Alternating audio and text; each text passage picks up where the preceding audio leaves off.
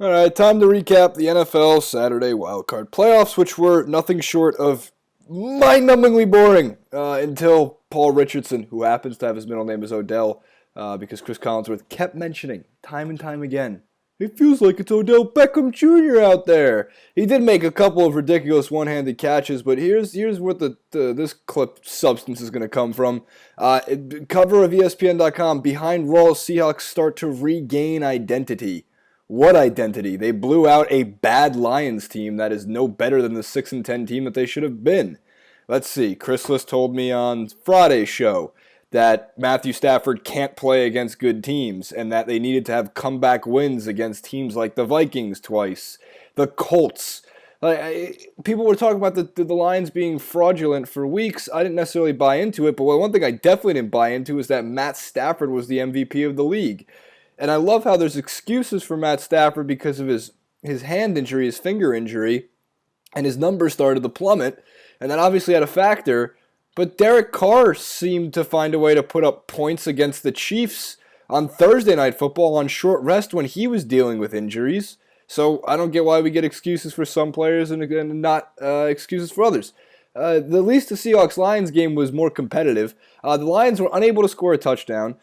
They were limited to 2 field goals against a secondary that doesn't have Earl Thomas, who has been playing obviously much worse without Earl Thomas. They're all pro safety compared to them playing, with him. And Bobby Wagner was patrolling and hunting every single ball carrier throughout the evening. So the Seahawks have to go in and play. I believe it's Atlanta. I think it also depends on the outcome of the Giants and Packers game.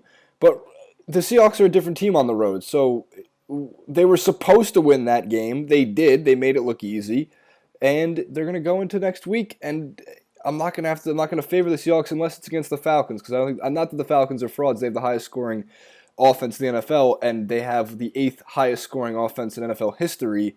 However, the 7 other teams who had the highest scoring offense in NFL history did not win the Super Bowl, and history is going to repeat itself that way. The Falcons won't win the Super Bowl. Here's the deal with the AFC.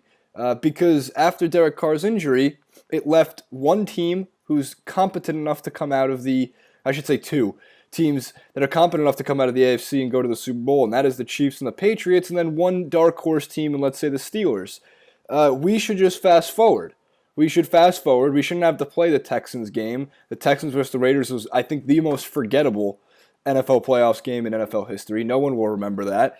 And if you can seriously say that the Texans defense is really outright that good of a defense, then they shouldn't have been giving up 2 scores to Connor Cook-led Raiders team. They couldn't get anything going, yet they still found a way to punch it in twice. So next week, they're going to go into New England. And here's the scenario there. New England's outscored them about 140-40 over their last 4 contests in Foxborough. That's not an exaggeration. That's roughly in the ballpark of what it's been.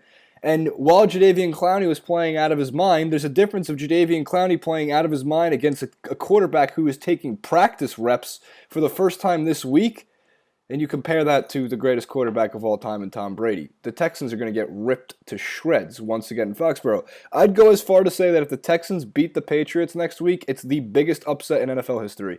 And the Patriots should be 12 to 15 point favorites. And I think that they're going to cover that spread. I think they're going to blow out the Texans.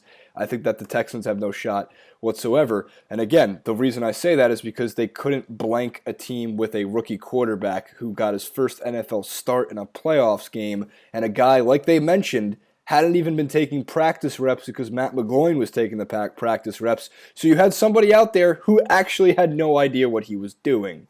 The Raiders deserve a lot of credit for this season. Derek Carr still deserves MVP nods. If not, I don't understand how one game should take away a lot of those votes. He played 16 games. He was the reason they had such a great record.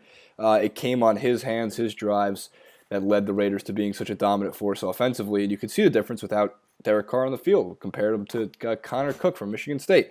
That's about it. I think we need to fast forward for the AFC. It's unwatchable until the Super Bowl. Save for a Patriots versus Steelers game, Nate? Nate, this is Nate's apartment, by the way. We were watching it here.